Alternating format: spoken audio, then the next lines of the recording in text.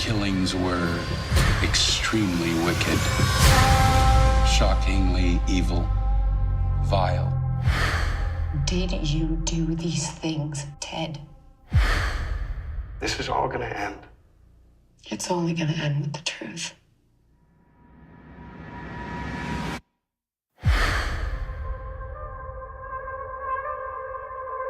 So this is like the third time I've spoken about movies on my channel, and every single time I've been in a different location. I was over there for the first one. I was facing that way for the Oscar one, and now I'm facing the other way.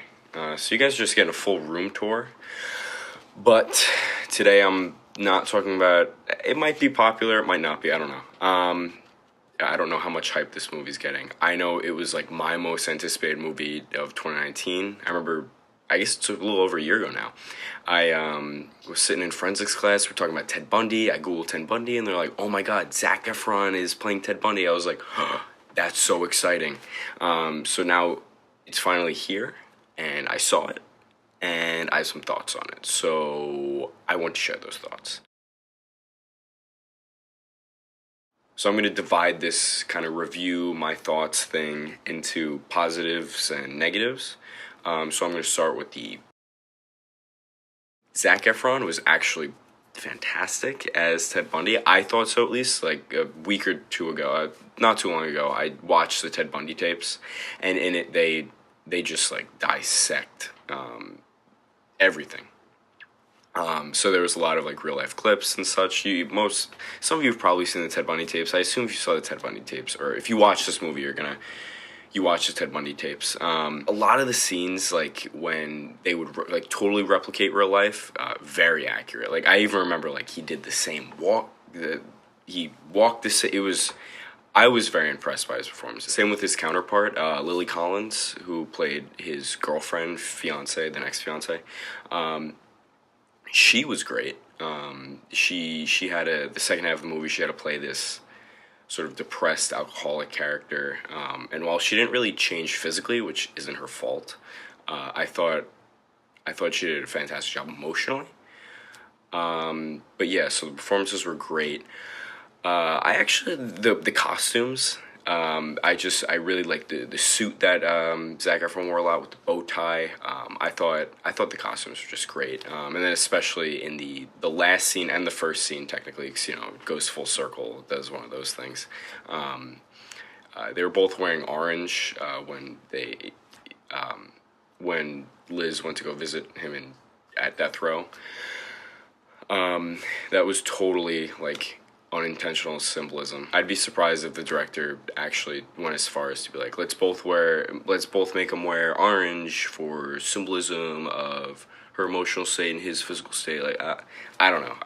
It could just be like a movie thing where you like read too much into it, but that's what I took out of it. The first half of the movie was like really enticing. It almost made you feel like, I was almost convinced like, wait, did Bundy actually do these things? Like it was very convincing. I remember when a teaser for the movie, or like a trailer, like a clip came out from the movie. It was when Liz and Bundy were in a diner, and there was a person following him, and we never found out who that person was. Now that I think about it, which is kind of weird, but. Flaws for the end. That scene was just so well put together, and that there was a lot of that in the first half of the movie. I didn't like how they started with the ending. I don't think that really contributed anything. That really didn't change the plot at all.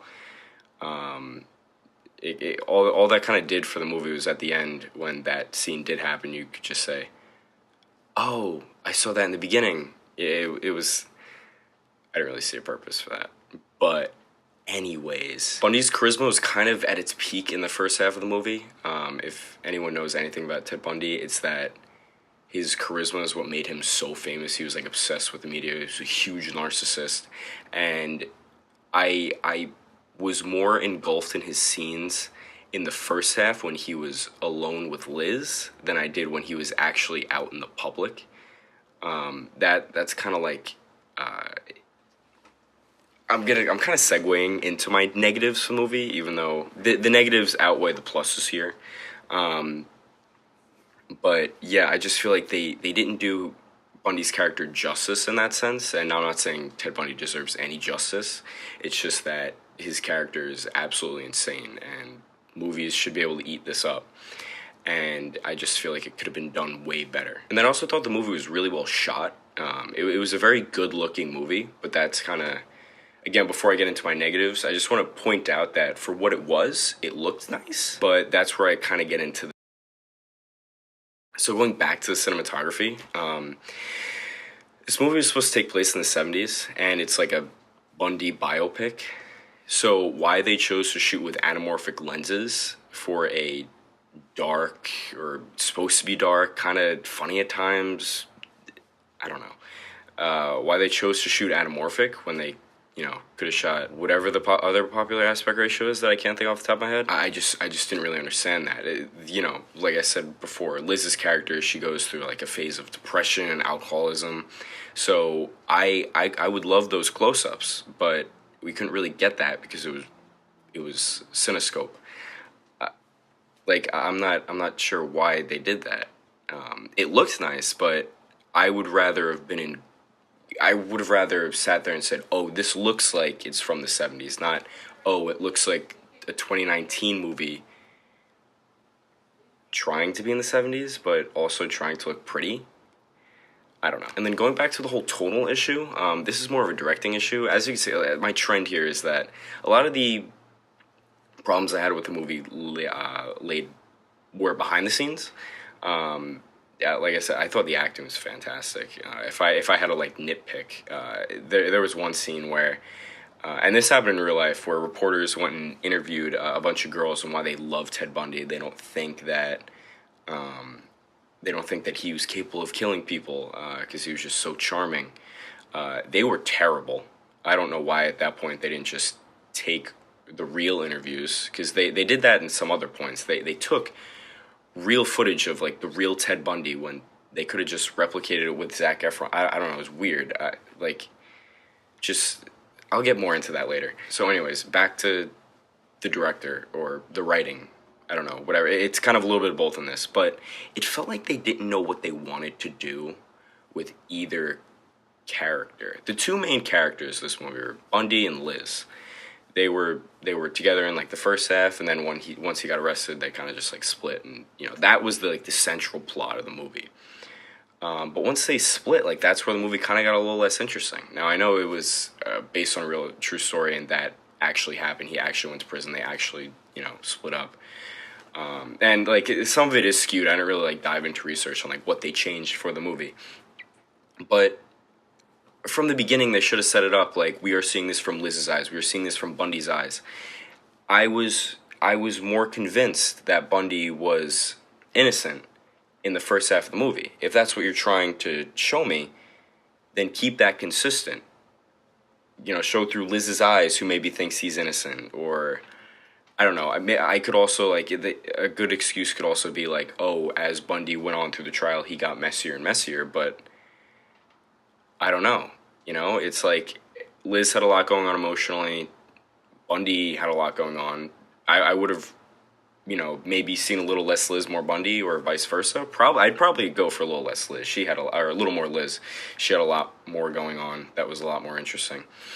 And also, kind of, let's talk about Liz a little more. Not necessarily her character, the people who surrounded her. And then I'll get back to Bundy because he also had the same thing going on. Useless characters. I don't know. The guy from Sixth Sense contributed absolutely nothing to this movie. For the first half, he was just looking over his desk, watching Liz take phone calls. And then in the second half, all he did was just take a phone call from Bundy and be like, "Aha, she's a mess." And then they were always kind of cuddling. And then they had a scene. Liz and the guy from Sixth Sense always had a scene, or they had a scene that they were yelling, and then she kicked him out of her house, and then he didn't leave the house, and then they're kind of back to normal, and then I guess they got married because at the end of the movie he was there. He did absolutely nothing for me. I could not care any less about his character. I was more engulfed in Liz's character, who actually had a lot going on, and then he kind of didn't add anything to it.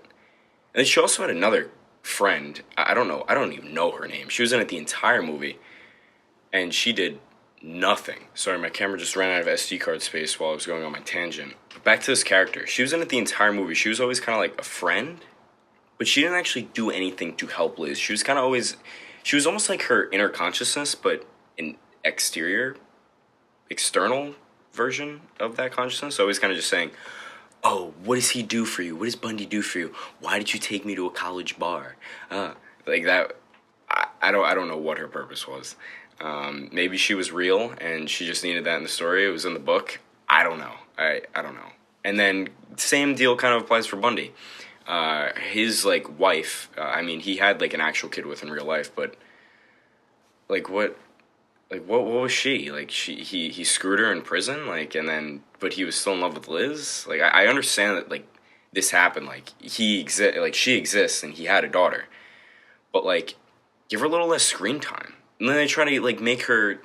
They tried to make the audience like feel bad for her at the end, like with the lights shutting off in the jury room. In the courtroom. I don't know like what that was.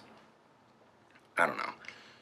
And then also, did like the guy from Big Bang Theory like just become totally irrelevant in the acting world because his role in this movie was like nothing. You know, they were like showing him like the preview, like the stills that they released like maybe like 6 months ago, and like I thought he was gonna be all over this movie, but all he was just like a prosecutor. He could have been anyone. I don't know. I kind of almost feel bad for him. And then the editing.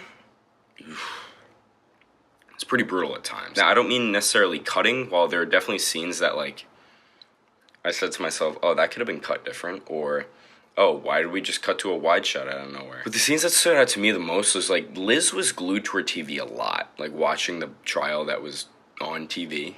And I feel like in 2019, for a movie that has a budget of over, like, $10, we should be able to replicate 70s TV a little better.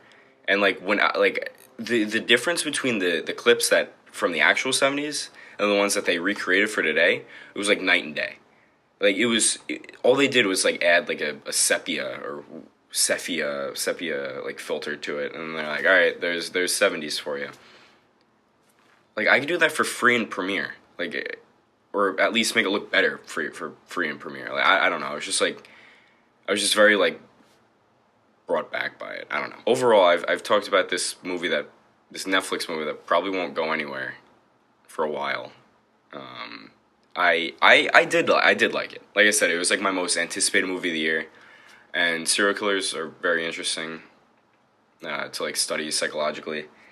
And I just watched Mindhunters. I watched the Ted Bundy tapes, so this movie kind of is perfect. Now it was definitely a movie where I said a lot. This could have been done better, but I was still like really looking forward to it, and I didn't hate sitting through it at all. I enjoyed it. It definitely was a little slow at the end. Like the last 20 minutes really dragged out.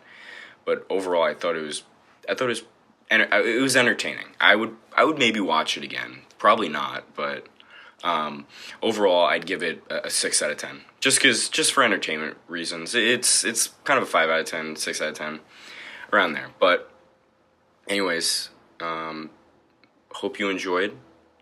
For whoever's watching this, maybe the algorithm will pick this up and they'll be like, hey, this is why you need to or don't need to watch this movie. I don't know. Hope you enjoyed.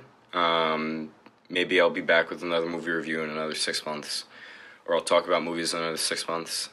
I don't know. Alright, yeah. Peace out.